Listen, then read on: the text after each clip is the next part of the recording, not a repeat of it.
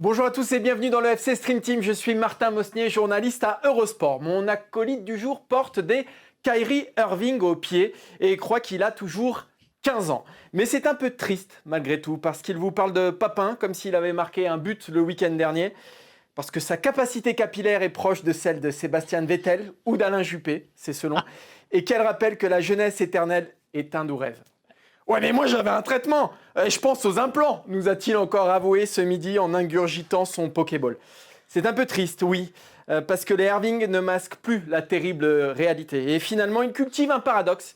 Ils s'habillent comme votre neveu adolescent, mais a les idées et la coiffure de votre grand-père. C'est ce qui fait sa différence, c'est ce qui fait son charme. Comment ça va, Maxime Dupuis ? Alors, il y a plein de choses, il y a plein de choses à dire après ça. Déjà, c'est Irving, c'est pas Harding. D'accord, ok. D'accord, Harding, c'est soit une patineuse, soit un ancien président américain. Donc, déjà, okay, on met les choses au point. Okay, Alors, oui. je sais que c'est parce que je suis plus vieux que je sais ça. Mhm. Ensuite, Ouais. faut quand même dire aux gens la vérité. Ouais. C'est qu'il y a un quart d'heure, Martin dit « Oh, je sais pas ce que je vais faire comme intro, etc. » Et j'ai été sympa. J'ai relancé Vettel pour lui montrer, parce que je savais que ça lui plairait, qu'il trouverait. Voilà, moi, tu sais, je suis là pour faire briller les autres d'une certaine manière. Donc, je me suis dit, Vettel, ça va le lancer, hop. Et j'ai balancé les punchlines pour lui faire plaisir. Mais ça, c'est le mec sympa que je suis. Et en fait, c'est toutes les semaines comme ça, pour faire simple.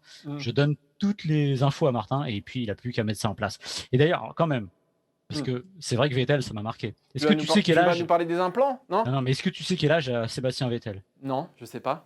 Il est plus jeune que toi, non ? Il a 33 ans. Ouais, il est plus jeune que moi aussi. Et ça dit quoi ? Qu'on ait peu de choses quand même. Qu'on ait peu de choses. Pas que nos cheveux sont peu de choses finalement. Oui, parce que non mais faut peut-être pas. Surtout les tiens. Mais... faut peut-être parler aux gens de cette incroyable apparition de Sébastien Vettel dans une Formule 1 avec la boule à zéro. Ouais. Et moi je m'en remets toujours pas. J'ai l'impression que c'était son oncle qui était dans cette Formule 1.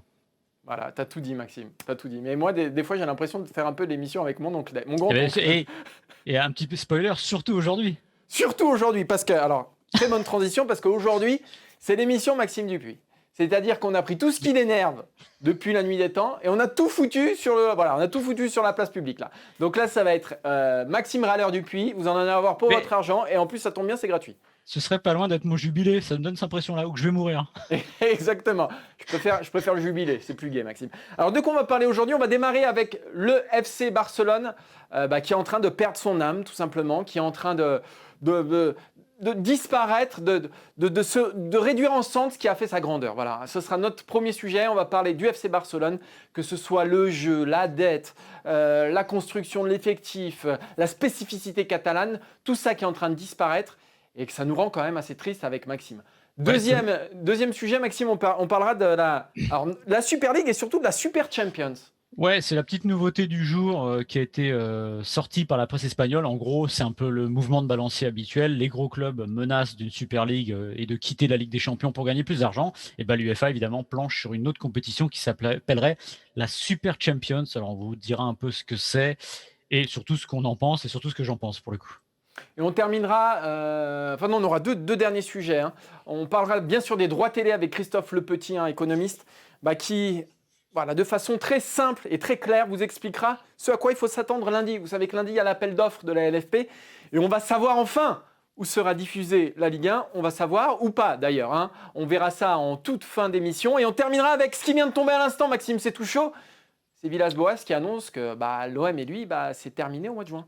Ouais, il a laissé entendre en même temps assez clairement que il n'a pas de proposition de prolongation et que vu comme les choses se déroulent aujourd'hui, en fait, c'est quasiment notre fil rouge Villas-Boas avec mes cheveux de cette émission, c'est-à-dire que toutes les semaines. Ça tient qu'à un fil, ça c'est le cas de le dire.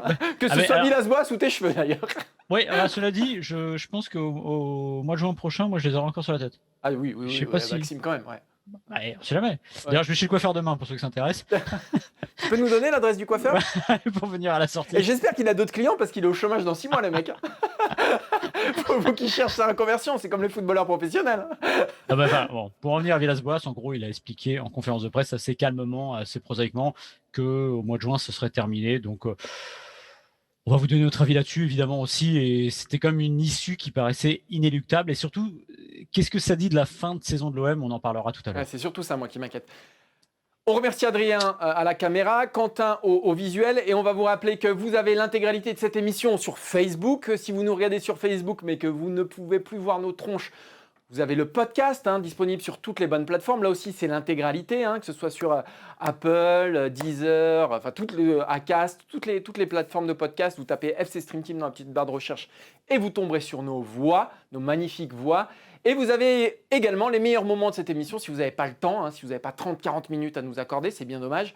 Les meilleurs moments de l'émission sont à piocher sur le site eurosport.fr. Je crois qu'on a fait le tour, Maxime, Ouais, et qu'on peut... Vas-y, dis-nous. D'ailleurs, je remarque toi, en revanche, c'est ta chemise qui s'ouvre de plus en plus émission après émission. Ouais, oui, effectivement. C'est les boutons qui ont de plus en plus de mal à se fermer. Oui. On va démarrer, Maxime, avec. Si les gens vont pas sur la vidéo après ça, je sais plus quoi vrai. faire. C'est vrai, exactement. Parce que ce que j'ai pas dit, c'est que tu n'avais pas de t-shirt dans sous ta chemise.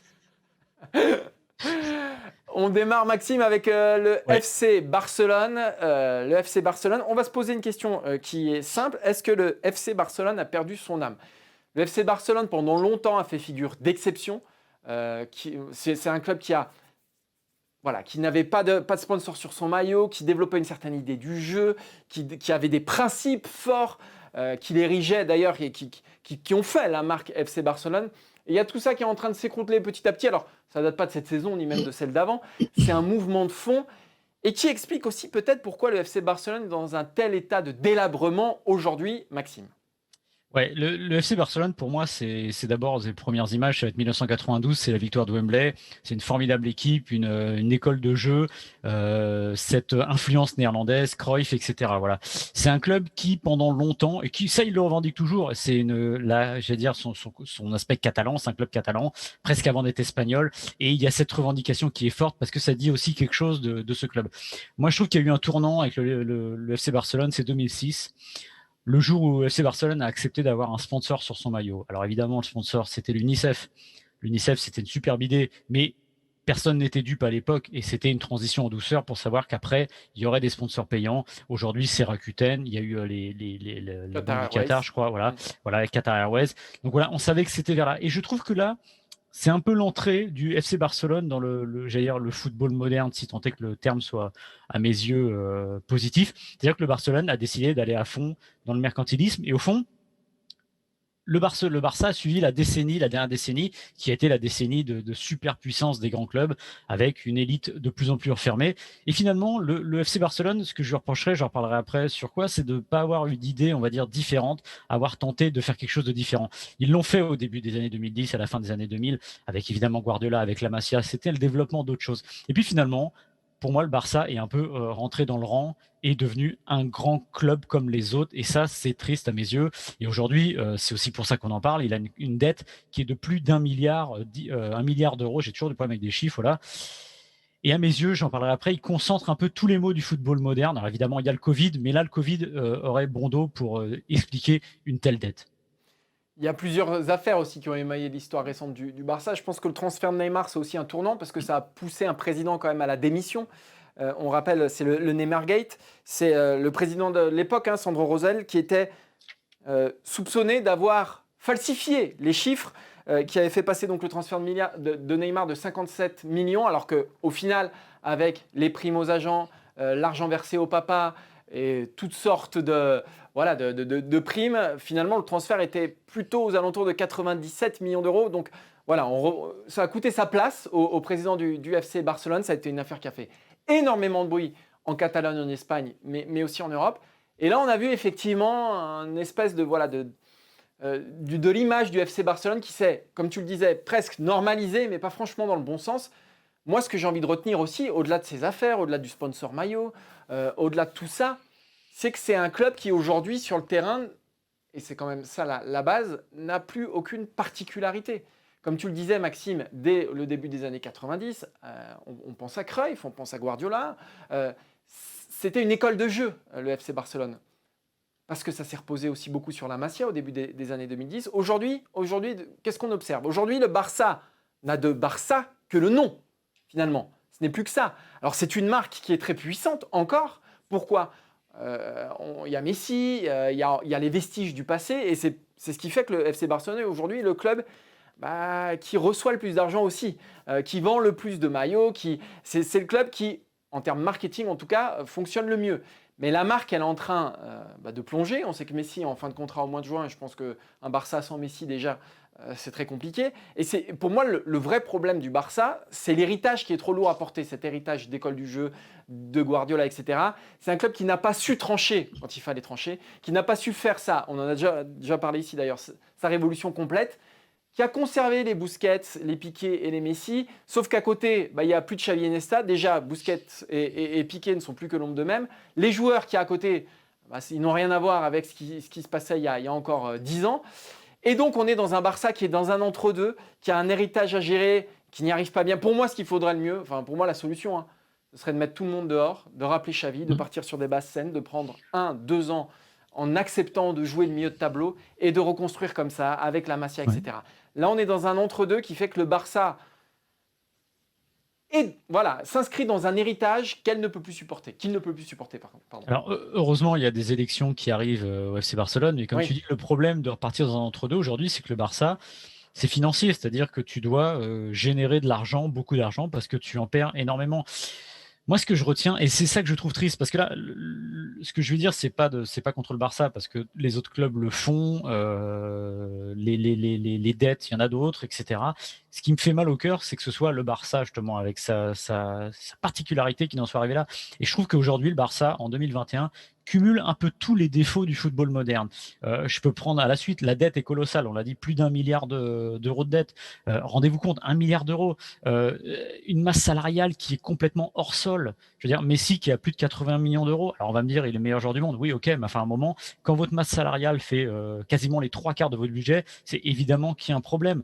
On a parlé aussi cette semaine des dettes du Barça auprès des clubs étrangers. Imaginez que le Barça doit encore 40 millions, par exemple, à Liverpool pour Coutinho. Pourquoi ? Parce qu'en fait, c'est aussi les défauts du football moderne. On étale les paiements. Et pourquoi on étale les paiements ? C'est parce qu'on n'a pas les moyens à l'instant T. Et on est toujours dans une forme de fuite en avant. On a suffisamment critiqué, notamment les clubs français, pour être dans une fuite en avant, de toujours réfléchir, de ne pas réfléchir au lendemain. Là, c'est exactement ça, mais version XXL. C'est une forme de crédit, mais dont on sait qu'on ne le remboursera jamais ou très compliqué. Et puis, ça dépense, et puis ça achète toujours, parce qu'il y a une espèce de machine qui est mise en marche, et c'est à ce moment-là qu'on s'arrête et qu'on se dit, mais le Barça, c'est la Masia. Comment ça se fait que les joueurs ne sortent plus ? Comment ça se fait qu'on ne fasse plus confiance à ces joueurs ? Parce que justement, je pense que c'est un rouleau compresseur, un cercle vicieux, qu'il faut acheter toujours plus loin, et Bartomeu s'est retrouvé coincé avec ça.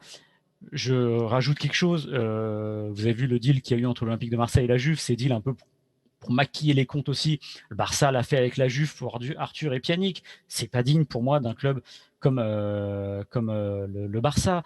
Il y a eu ces 2 emprunts qui ont été souscrits auprès d'un fonds d'investissement. Enfin voilà. Et tu l'as dit tout à l'heure, le transfert de Neymar. En fait, j'ai l'impression que niveau financier, le Barça résume parfaitement les mots de la décennie de football.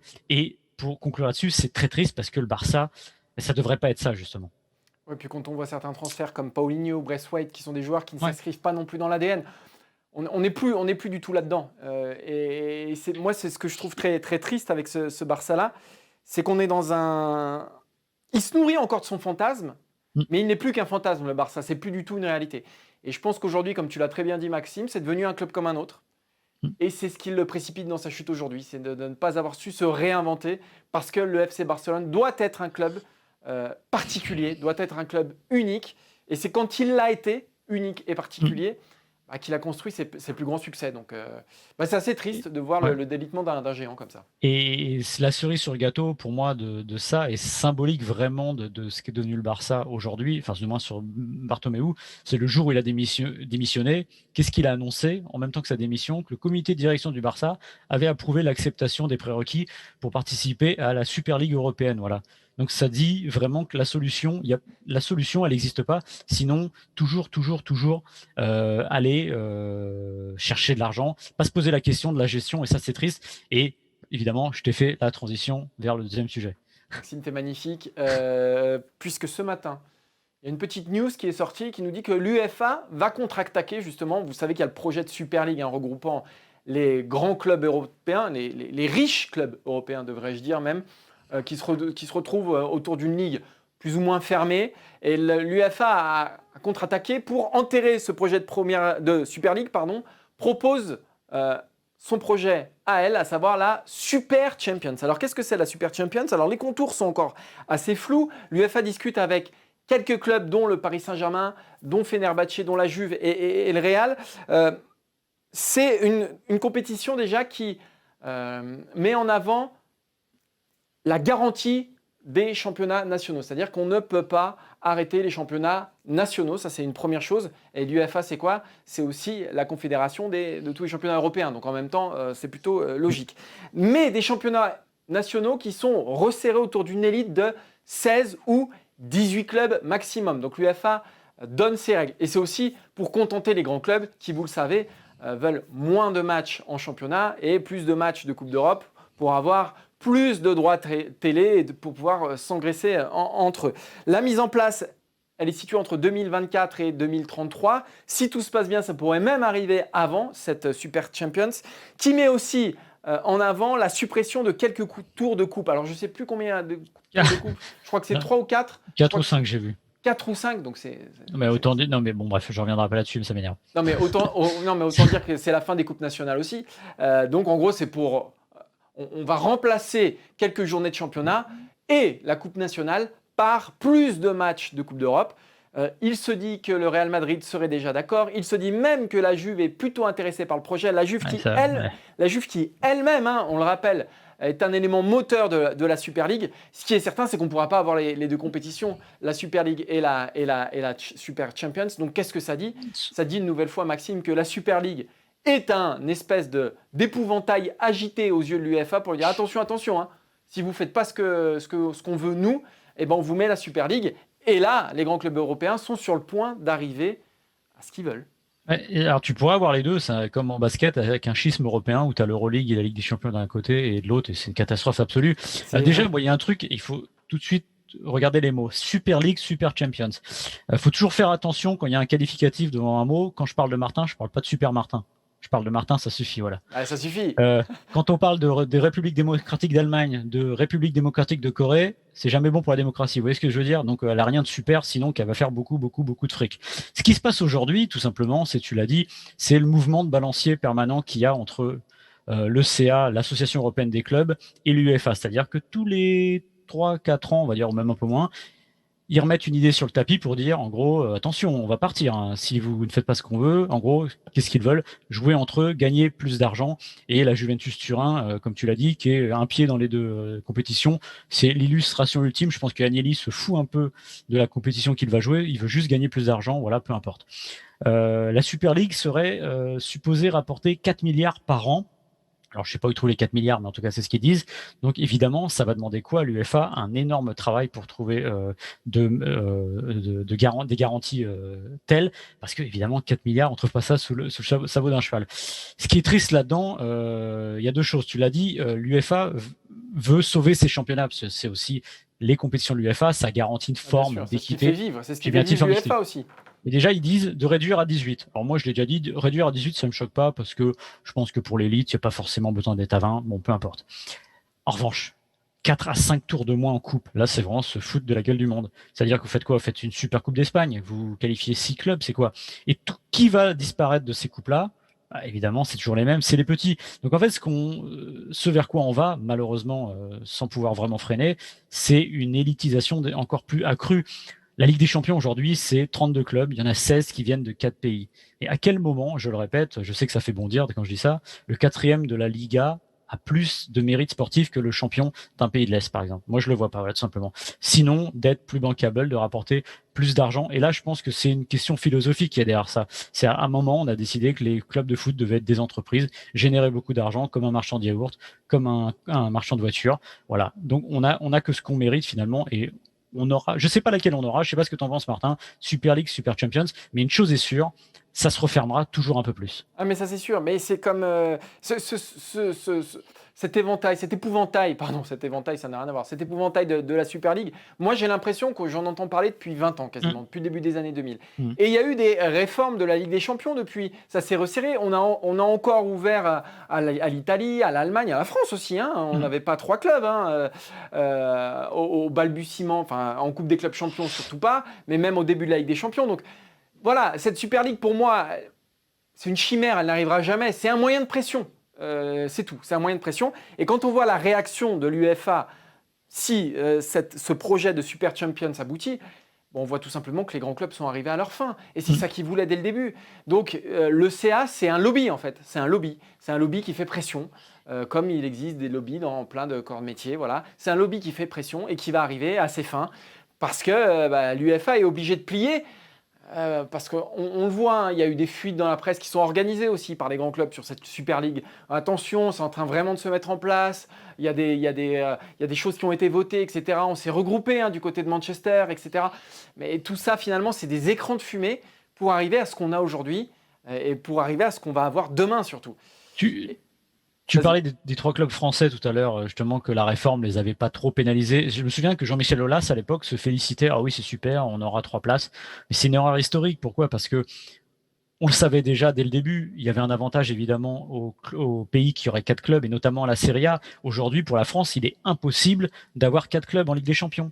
La France est à sa place, et je dis même, elle est à sa place grâce au Paris Saint-Germain. C'est le jour où le Paris Saint-Germain n'est plus là avec ses investisseurs, je pense que la France, elle sera traitée comme les autres pays, les autres petits pays de football, et surtout dans l'état actuel des choses. Donc aujourd'hui, ce qu'attendent les gros pays, tout simplement, notamment les Anglais, les Espagnols, c'est de se regrouper entre eux pour avoir cette fameuse Super League, cette NBA, et c'est une erreur, à mon avis, historique, parce que là, ce qu'on tue évidemment là-dedans, c'est l'aléa sportif, Ouais. et qu'on le veuille ou non, c'est quand même ça qui fait le sel du sport. Prenez l'édition de la Ligue des Champions 2019, c'est pas pour rien qu'elle est exceptionnelle, parce qu'on a retrouvé l'Ajax, parce qu'il y a eu Tottenham. Alors vous allez me dire, c'est un club anglais, oui, mais c'était pas un habitué forcément de la Ligue des Champions qui vient botter les fesses de ces gros clubs-là, et il y en a besoin tout simplement.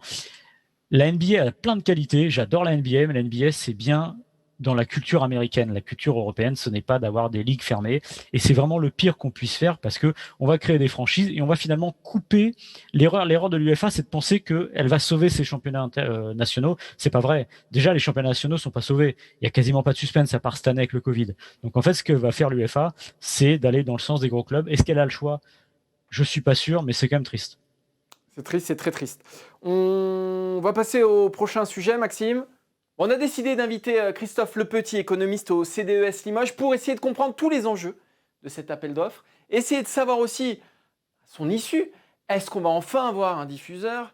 Est-ce qu'on va enfin pouvoir regarder la Ligue 1 sur d'autres chaînes que Mediapro? Parce qu'on sait que Mediapro, le contrat est terminé et qu'aujourd'hui, Mediapro diffuse un championnat dont il ne paye plus les droits. Donc l'enjeu, il est capital. Capital pour les clubs, évidemment, pour la LFP. Capital pour nous aussi, nous, simples consommateurs. Bonjour Christophe, merci déjà de répondre à notre invitation, c'est très sympa. Ma première question, elle est simple, c'est lundi, comment ça va se passer? Eh bien, lundi, entre 10h et midi, les diffuseurs qui sont éventuellement intéressés par les droits de la Ligue 1, en tout cas ceux qui sont remis sur le marché, c'est-à-dire ceux qui étaient la propriété de Mediapro, de la Ligue 1 et de la Ligue 2, vont devoir remettre leurs offres aux diffuseurs de la Ligue de football professionnel entre 10h et midi pour faire part de leur intérêt pour ces droits-là. Qu'est-ce qui peut se passer? 2 choses probablement. La première, qui serait probablement la plus favorable, des offres arrivent sur le bureau de la LFP avec un montant qui est jugé satisfaisant, dépassant le prix de réserve, qui aujourd'hui n'est pas connu, c'est-à-dire le minimum souhaité par la LFP. Et donc, dans ce cas-là, les droits sont attribués à un ou plusieurs diffuseurs et on retrouve de la visibilité à la fois financière pour le football français et les clubs, mais également sur qui diffusera les matchs de Ligue 1 et de Ligue 2 pour les téléspectateurs. Ça, c'est quelque part probablement la solution la plus favorable, en tout cas celle qui est espérée du côté du football et de ses acteurs.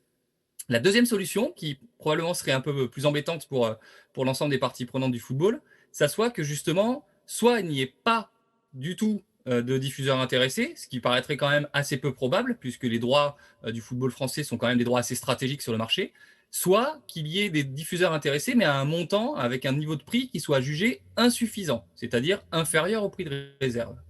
Alors là, on pourrait passer dans une configuration où les décideurs de la Ligue de football professionnelle concluraient un appel d'offres infructueux et s'engageraient dans des négociations qu'on appelle de gré à gré, c'est-à-dire en direct avec chacun des diffuseurs ou avec l'un des diffuseurs pour aboutir à un accord qui satisfasse l'ensemble des parties. Dans ce cas-là, on n'aurait pas de visibilité financière pour le football français. Il faudrait attendre encore plusieurs jours, voire plusieurs semaines avant que cet accord soit scellé. Et puis surtout, pour les téléspectateurs, on ne saurait pas encore où regarder les matchs, probablement sur Téléfoot encore, en attendant d'avoir un accord. Alors, vous êtes économiste, on l'a dit. Est-ce qu'on a une idée du prix de réserve ou à partir de combien, disons, la Ligue serait satisfaite de cet appel d'offres? Est-ce qu'il y a une barre quelque part pour, alors j'ai envie de dire quasiment la survie du football français pour sauver les meubles? Alors, s'il y a un prix de réserve, il n'est pas officiellement connu. Bien sûr.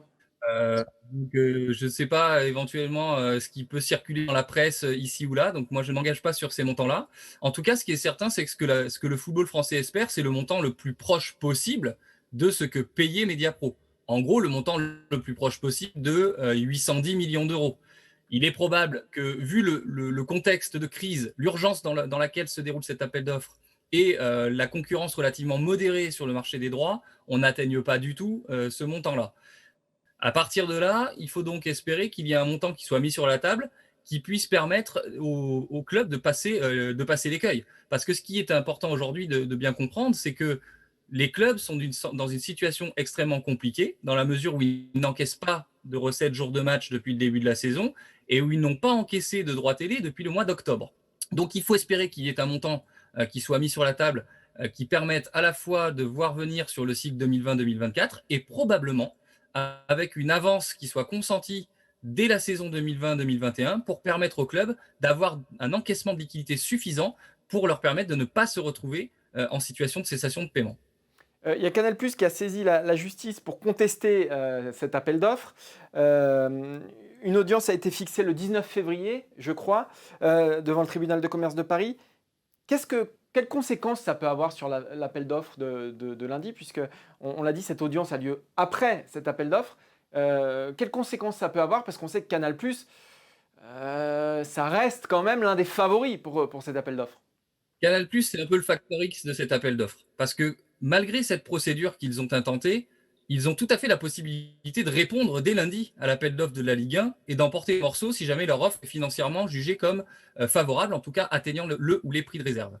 Maintenant, il peut aussi y avoir une possibilité dans laquelle ils ne répondent pas lundi, voire ils répondent avec un prix inférieur, ou alors une possibilité où un autre diffuseur répond, prend les droits de la Ligue 1 et Canal+ se retrouve finalement sans rien. Et donc, en fait, il peut tout se passer. Il peut tout se passer. C'est-à-dire que si Canal+ obtenait les droits, peut-être qu'il retirerait sa plainte contre la Ligue de football professionnel. Si Canal+ n'obtient pas les droits, il est probable que, quoi qu'il arrive, ils maintiennent la plainte. Mais ils peuvent aussi obtenir les droits et maintenir leur plainte. Donc, en fait, tout est possible. Et c'est vrai que cette plainte, en tout cas, vient un peu brouiller les cartes parce que, justement, déjà que le contexte de concurrence entre les diffuseurs est assez faible, certains qui pourraient être tentés de venir pourraient être échaudés, pourraient craindre finalement l'issue de ce contentieux, dans la mesure où ils pourraient se voir attributaires des droits lundi, mais par une décision de justice qui interviendrait plus tard, sans voir déposséder, en tout cas voir la LFP contrainte de relancer un appel d'offres, ce qui créerait de l'incertitude. Et donc c'est vrai qu'on pourrait avoir du mal à imaginer qu'un diffuseur s'engage dans un tel contexte d'incertitude. Donc c'est vrai que tout cela, cette procédure-là de Canal+, sans parler des actes qu'ils vont avoir, n'aide pas justement à pouvoir décrypter de façon très précise et très fine ce qui peut se passer lundi. J'aimerais revenir sur la négociation de gré à gré, parce vous l'avez dit au début de cette interview, ça peut être quand même une possibilité envisageable, compte tenu du contexte qui est très très très particulier. Ça n'est jamais arrivé, hein, je crois. Enfin, en tout cas, c'est pas arrivé ces dernières années. Le gré à gré, c'est très rare, hein. D'habitude, c'est des appels d'offres et voilà, chacun a son lot. Comment ça se passe le gré à gré? C'est-à-dire que la LFP va voir un diffuseur, par exemple, je sais pas, Canal+, beIN Sport, et ils se mettent ensemble d'accord sur le prix qui serait le meilleur pour les deux. Est-ce que c'est envisageable ça? Il ne peut pas y avoir de deuxième appel d'offres si le prix de réserve n'est pas atteint. C'est ça, c'est forcément du gré à gré. Non, il y a très la procédure d'appel d'offres est un préalable obligatoire à la possibilité justement de pouvoir négocier sans gré à gré avec un ou plusieurs diffuseurs. D'accord. Donc, il est quasiment improbable, voire impossible, de voir un appel d'offres qui succéderait à celui qui a pour terme lundi matin.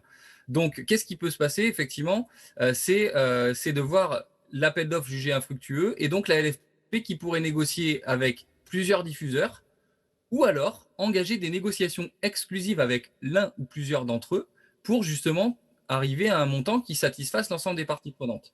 Et donc, dans ce cadre-là, se retrouveraient autour de la table des négociations des acteurs de la LFP, et puis peut-être probablement des représentants de clubs également, et puis des représentants ou des médias intéressés pour discuter finalement d'un prix qui serait acceptable.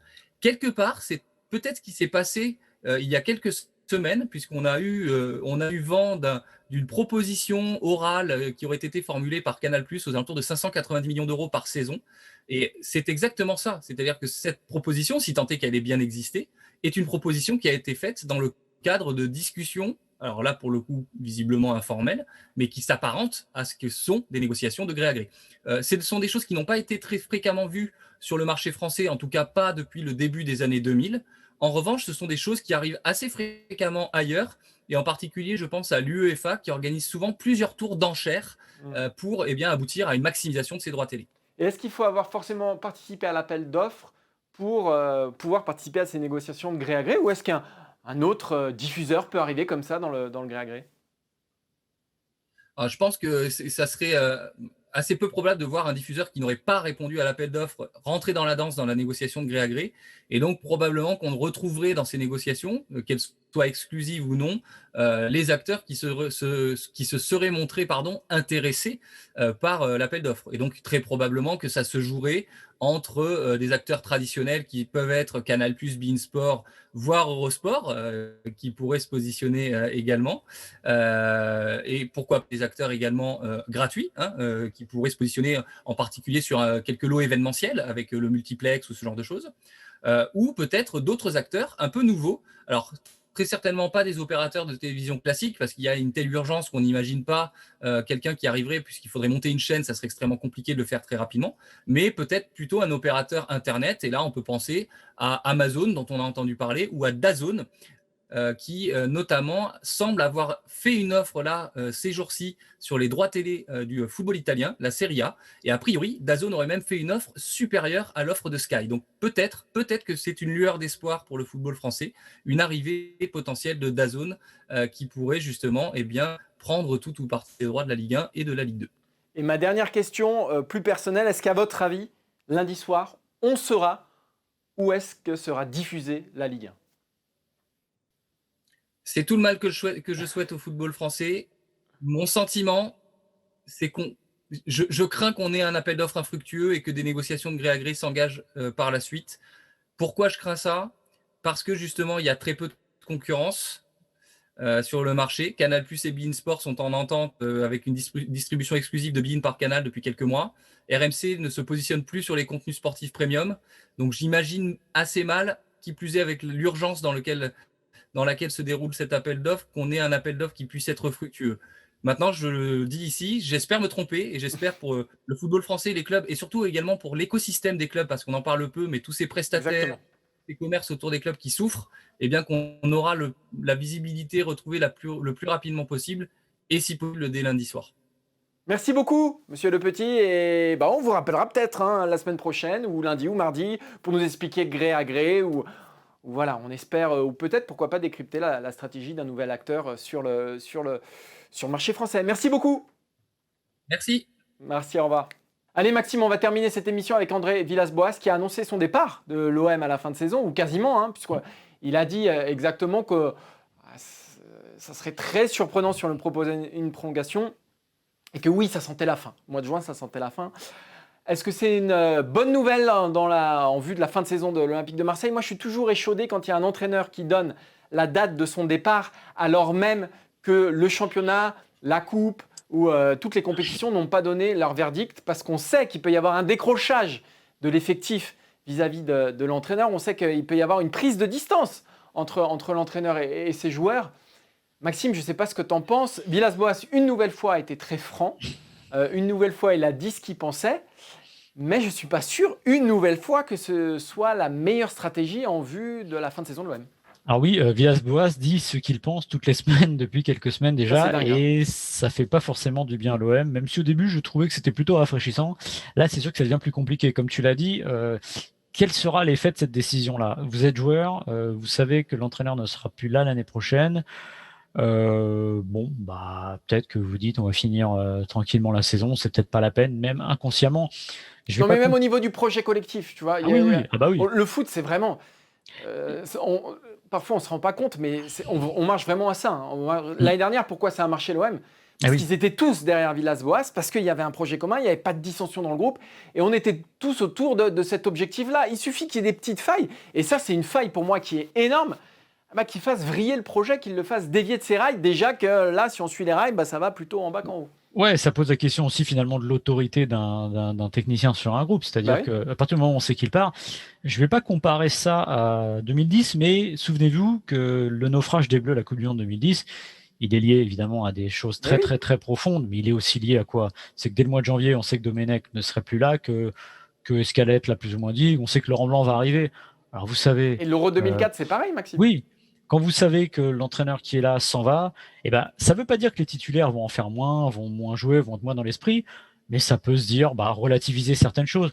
Je pense qu'un Dimitri Payet, je ne sais pas ce qu'il a à gagner ou à perdre. Maintenant, c'est surtout ça. Avec Villas-Boas, s'il sait que Villas-Boas est encore là pendant 2 ans derrière, bon, peut-être penser à se remettre dans le droit chemin pour essayer de repartir. Là, en l'occurrence, ça va être compliqué. Après, au fond, il n'y a pas de vérité. C'est-à-dire que peut-être que l'OM va se relancer, peut-être que l'OM va repartir, mais c'est vrai que c'est quand même pas très positif pour un club d'arriver dans cette situation-là, au mois de février en plus. Au mois de février, mais Villas-Boas, c'est assez déroutant dans sa communication depuis quelques semaines. On peut penser que c'est un libre penseur, on peut penser plein de choses, on peut penser que voilà. Moi, je pense qu'il met l'institution quand même en danger en révélant des choses qu'il ne devrait pas révéler. Alors ça, déjà, les dissensions Payet-Thauvin, moi, je trouve que ça commence à faire beaucoup. Par exemple, je vois pas le bénéfice de dire devant les micros qu'il a 2 joueurs qui peuvent pas s'encadrer. Je vois pas de bénéfice à dire devant les micros que de toute façon, il fait 6 mois et après Taillot. Je vois pas le bénéfice en fait. On peut se féliciter qu'il dise ce qu'il pense. Et ici, souvent, on condamne les communications un peu corsetées des acteurs du monde du football. Mais enfin bon, là, c'est se tirer 1 ou 2 balles dans le pied. Ce qu'on dans le film de Jim Carrey, Menteur, menteur. Il peut pas dire le contraire de la vérité, c'est un peu ça, vrai. voilà, ça fait bizarre. Mais la question qui se pose, alors, j'ai pas la réponse, mais est-ce que finalement, il cherche pas à abréger son parcours à la tête de l'Olympique de Marseille finalement?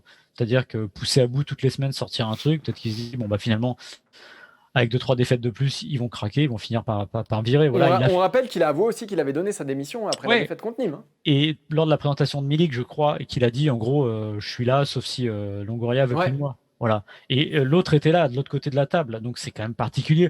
Donc oui, ça dit. Enfin, on était peu à imaginer qu'il continuerait. Voilà, parce que même déjà avant cette saison, il avait laissé entendre que, comme tu dis, c'est un esprit libre, qu'il a envie de voyager, qu'il a envie de voir d'autres choses, qu'il reste pas longtemps. Voilà.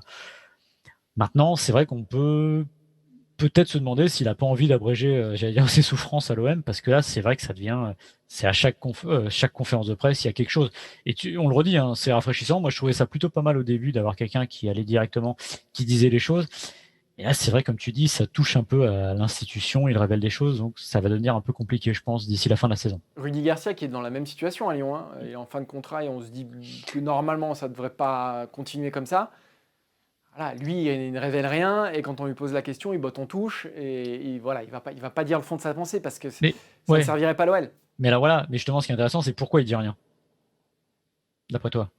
Parce qu'il veut maintenir son groupe sous pression, je pense aussi. Et je pense parce qu'il veut continuer.